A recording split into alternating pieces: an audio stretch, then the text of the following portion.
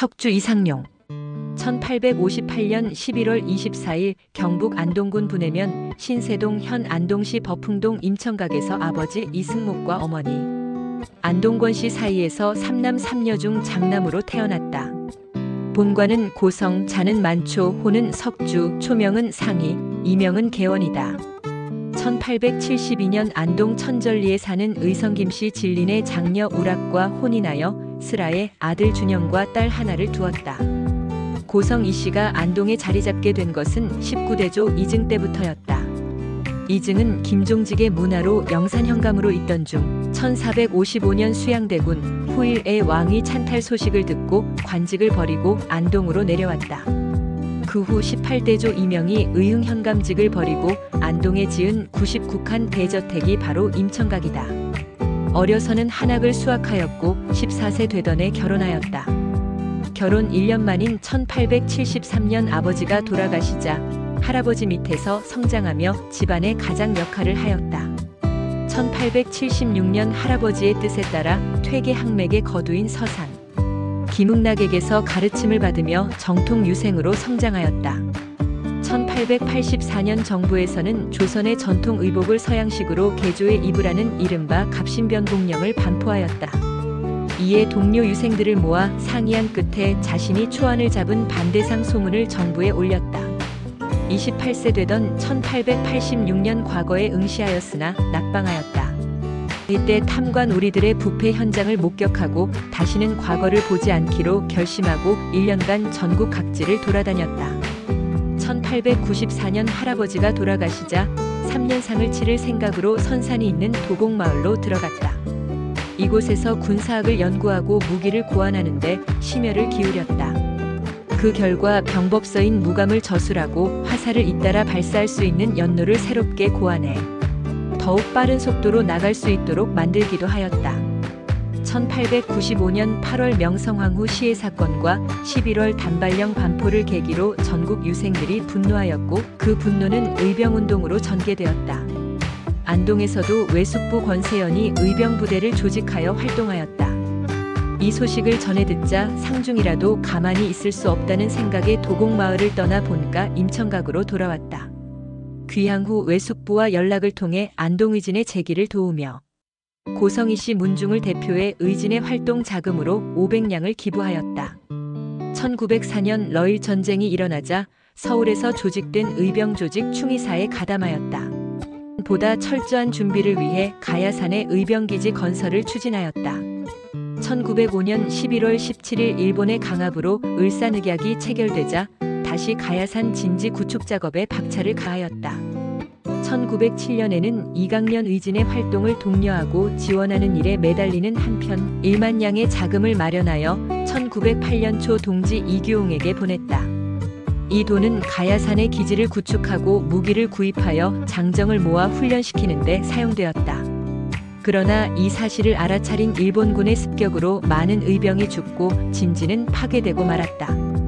두 번의 의병운동을 일으켰으나 성공하지 못하자 서양 근대 사상가인 베이컨 데카르트, 칸트와 다윈, 벤자민 키드, 루소, 블룬출리 등의 저작을 읽으며 국권 회복의 방도를 찾기 위해 노력하였다.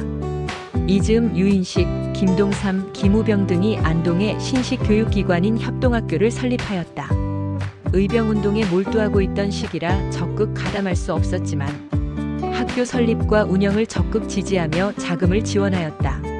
1908년 말 대한협회의 안동지회 설립을 추진하였다. 대한협회는 서울에 본회를 두고 지방에 지회를 설치한 계몽운동 단체였다.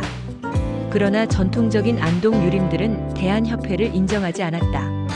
이에 안동 유림들을 개별적으로 만나 지회 설립 목적과 방향을 설명하며 설득하였다. 이 같은 노력을 기울이고 있을 때 안동경찰서에 체포되어 구금되었다. 가야산의 의병 진지를 구축한 일과 연합의진 구성을 주도적으로 실행한 사실이 발각되었기 때문이었다. 그러나 일본 경찰의 고문에도 끝까지 입을 열지 않았다. 이 사실이 알려지자 많은 안동 사람들이 경찰서 앞에서 구금의 부당성을 주장하며 항의 시위를 벌였다. 결국 아무런 단서도 찾지 못한 일본 경찰은 한 달 만에 석방하였다. 경찰서에서 풀려난 후 지회 설립에 매진하여 1909년 3월 대한협회 안동지회를 설립하였다. 그러나 대한협회 서울본부가 점차 통감부 정책에 동조하는 실력 양성 주장과 함께 친일단체 일진회와 연합을 시도하였다. 이에 안동지회만이라도 독자적으로 국권 회복을 위한 방향으로 이끌고자 노력하였으나 1910년 8월 경술국치로 인해 해체되었다. 나라가 망하자 국사 저술에 몰두하는 한편 고구려의 영토였던 만주를 무대로 국권 회복을 위한 독립군기지 건설 계획을 세웠다. 1910년 11월 신민회 회원 주진수와 황만영으로부터 양기탁, 이회영 등 신민의 인사들이 독립군기지를 개척한다는 소식을 전해 듣자 망명을 결심하고 조상 대대로 내려온 토지를 처분해 자금을 마련하였다. 1911년 초 남아있을 가족에게 뒷일을 부탁하고 집안에서 거느리던 노비를 해방시켰다. 다음 날 일가의 전송을 받으며 만주로 출발하였다. 다른 가족은 일제의 눈을 피하기 위해 기간을 두고 두 차례로 나누어 출발하도록 하였다. 1911년 4월 초순 가족들이 모두 도착하자 애초 목적지인 서간도에 위치한 펑텐성, 류허현 삼원보 추가가로 이동하였다. 이곳에서 먼저 와 있던 신민의 회원 이동영, 이회영 등과 독립군기지 개척에 앞장섰다. 1911년 봄 삼원보 다구산에서 약 300명의 이주 한인을 모아 노천 군중대회를 개최하고 민단 성격의 자치기관인 경학사를 조직하였다. 경학사 초기 조직 당시 사장으로 선임되었고 내무부장 이회영, 농무부장 장유순, 재무부장 이동영, 교통부장 유인식 등도 선임되었다. 경학사 지도부와 함께 한인 2세들의 교육기관인 신흥강습소를 설립하였다. 신흥강습소 초대 교장에는 이동영이 선임되었고 교과목은 국문, 역사, 지리, 수학, 수신, 외국어, 창가, 박물학, 물리학, 화학, 도화, 체조였다. 교과목 가운데 역사는 자신이 국내에서 저술한 대동역사를 교재로 사용하였다. 그러나 출범 첫 해부터 대흉년으로 풀뿌리와 나무껍질로 연명하던 많은 한인들이 풍토병에 걸려 죽어가자 지도부와 함께 논의하여 척박한 추가가를 떠나 강이 있고 논농사를 짓기에 수월한 퉁하현 함리하로 옮겼다. 함리하에서 지도부와 함께 더 많은 한인을 모으고 1912년 경학사에 이어 두 번째 자치기관인 부민단을 건립하고 단장에 선임되었다. 부민단은 경학사와 달리 함리하에 중앙기관을 두고 서간도 곳곳에 흩어져 있는 한인들을 총괄적으로 관할 보호하기 위해 지방 조직을 설치하였다. 부민단의 조직이 체계화되자 한인을 대표하는 국민회장이라는 직함을 사용해 중화민국 국회제의서라는 글을 중국 당국에 보냈다. 이 제의서 내용은 한인에게 자치권과 재산권을 주고 학교 설립과 군사훈련을 허락해 줄 것을 요구하는 것이었다.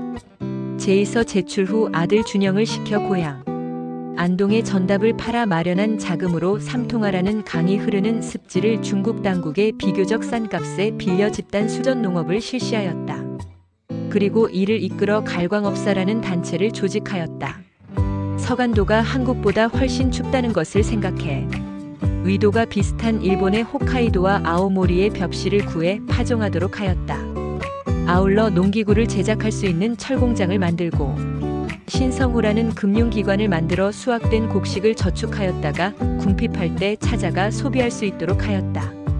독립군기지의 기반이 될 한인사회의 경제적 기반이 준비되자 1912년 5월 말경 새로 옮겨온 퉁하현의 제2의 신흥강습소를 설립하였다. 한인마을이 형성된 각 지역에는 소학교와 노동강습소, 노동학교 등을 만들어 인재들을 양성하였다. 이들 초보적인 기관에서 양성된 학생들은 백서농장, 마록구농장, 길람장 등 상급 단위 기관에서 독립군이 되기 위한 군사훈련을 받았다. 농장으로 이름한 것은 군사훈련 기관을 외부에 알려지지 않도록 하기 위함이었다. 설립을 주도한 마록구농장과 길람장은 독립군기지를 건설할 경제, 군사적 자산을 축적하기 위해 만든 군사병영이었다. 1914년 설치된 백서농장은 사방 200리의 고원평야인 퉁하현 소백차에 위치하였다. 수천 명을 수용할 수 있는 병영이 갖추어진 이곳에서 한인 청년들은 낮에는 인근 야산을 개발해 농사를 짓고 저녁 무렵부터는 군사훈련에 참여해 독립전쟁을 준비하였다. 1919년 2월 김좌진, 김동삼, 여준, 이동영, 김학연, 박용만, 이동희 등 만주 중국 관내 러시아 연해주, 미주의 지도자들과 함께 대한독립선언서를 발표하였다. 이 선언서는 6탄 혈전으로 독립을 완성하자는 독립전쟁 선포서였다. 대한독립선언서 발표된 뒤 얼마 후 고국에서 3.1운동이 일어났다. 이에 독립군기지 건설을 추진하고 있던 서간도의 한인사회도 3월 12일 류허현 삼원보에 모여 태극기와 대한독립만세라는 플래카드를 들고 만세 시위를 벌였다. 1919년 4월 한인사회 지도자들과 합의하여 서간도 독립군기지를 체계적으로 이끌어갈 조직인 한족회를 조직하고 회장으로 추대되었다. 회장으로 서간도 한인사회를 총체적으로 이끌어갈 한족회 중앙조직을 설치하고 각 지역 한인마을에 지방조직을 만들었다. 한족회는 상하이의 대한민국 임시정부와 합의하여 1919년 11월 임시정부 산하의 군사기관으로 역할한다는 방침하에 서로군정서로 명명되었다. 서로군정서는 북간도의 북로군정서와 함께 임시정부 산하 양대 군사기관이 되었다. 서로군정서로 개편 후 총책임자인 독판으로 선임되었고 부독판은 여준, 사령관은 지청천이었다. 1919년 5월에는 신흥학교를 신흥무관학교로 개편해 본격적인 독립군 양성을 추진하였다. 신흥무관학교는 본교를 류허현 고산자에 두었고 퉁화현 함리하와 쾌대모자 두 지역에 분교를 만들었다. 신흥무관학교의 초대 교장에는 이세영, 연성대장은 지청천, 교관은 오광선 신팔균, 김경천 등이 맡았다. 1920년 신흥무관학교 출신 독립군 요원은 약 1,500명 정도였다. 또한 서로군정서 사령관 지청천을 통해 신흥무관학교를 통해 독립군 병사를 충당함과 함께 무기 확보에도 전력을 기울였다. 제1차 세계대전 당시 러시아 블라디보스토크에 출병하였던 체코군들이 자국으로 돌아갈 때 파는 무기를 구입하도록 하여 서로 군정서대원 1인당 23정씩 짊어지고 첩첩산중의 험한 산길을 걸어 군영으로 운반하도록 하였다. 서로 군정서가 독립군단 체계를 갖추자 1920년 5월부터 본격적인 무장활동을 개시하였다. 10여 명으로 구성된 서로 군정서 유격대는 압록강을 넘어 국내로 진입하여 평북 강계 자성, 후창, 벽동, 위원 등지의 일제 경찰서 및 면사무소 등을 습격하였다. 서로 군정서를 비롯한 독립군들의 국내 진공작전이 전개되자 일제는 1920년 8월 이른바 간도지역 불령선인 초토 계획을 세우고 같은 해 10월 2만여 명의 군대를 파견하여 서북 간도의 독립군기지와 한인마을로 향하였다. 이 소식을 사전에 접하고 다른 독립군단과 연락을 취하며 서로 군정서 주력 부대를 안투현 3인반으로 이동하도록 하였다. 이때 서로 군정서를 비롯한 독립군단을 일본군이 쫓아오자 이들을 상대로 벌인 전투가 바로 청살리 대첩이었다. 청살리 대첩 후 사령관 지청천에게 본대를 이끌고 북만주 밀산으로 이동하도록 하였다. 이때 서로 군정서 일부는 서간도로 돌아왔다. 청살리 대첩에서 크게 패배한 일본군은 한인 거주 마을을 찾아다니며 방화와 살해를 저질렀다. 이른바 간도 참변이다. 대한민국 임시정부에서 발간한 독립신문은 3,693명의 한인이 살해되었다고 보도하였다. 간도 참변 후 신광재에게 청살리 대첩 후 지청천을 따르지 않고 서간도에 머물러 있는 병사들을 모으도록 지시하였다. 그리고 모인 병사들로 다시 진영을 갖추었다. 1921년 4월 베이징을 다녀온 서로군정서 헌병대장 성준용으로부터 박용만과 신숙이 군사통일회의를 개최하기 위해 도움을 구한다는 말을 전해 들었다. 이에 이진산, 송우, 성준용을 대동하고 베이징으로 가 군사통일회의에 참석하였다. 군사통일회의에서는 군사통일에 관한 선언서가 발표되었고 대조선 공화국 정부 수립안이 나왔다. 정부 수립안에는 대통령의 이상용, 내각에는 신숙, 김대지, 박용만 등으로 구성한다는 것이었다. 그러나 또 다른 정부를 수립하는 것에 반대하여 거부하였다. 1921년 6월 초 서간도로 돌아온 후 여준, 이탁, 김동삼, 광문 등과 회의를 개최하고 서로 군정서는 임시정부를 이탈해 무장투쟁에 전념하는 독자적 노선을 견지한다고 선언하였다. 이를 실현하기 위해 신흥무관학교나 백서농장의 경우처럼 둔전병제를 실시할 계획으로 이탁 김동삼을 닝안현으로 송호를 안투현으로 보내 적당한 땅을 물색하도록 하였다. 아울러 서로 군정서 진용을 강화하기 위해 대한제국 군인 출신 황학수를 영입해 참모장 겸 국무위원장에 임명하였다. 서로 군정서가 내부 진용을 갖추고 있을 즈음 여주는 어무현에서 민족학교인 검성중학원을 설립하였다. 1922년 가을 여준의 연락을 받고 이탁, 황학수 등과 함께 그곳에 머물며 학생들에게 민족사를 가르치는 한편 농법을 전수하기도 하는 등 검성중학원을 운영하였다.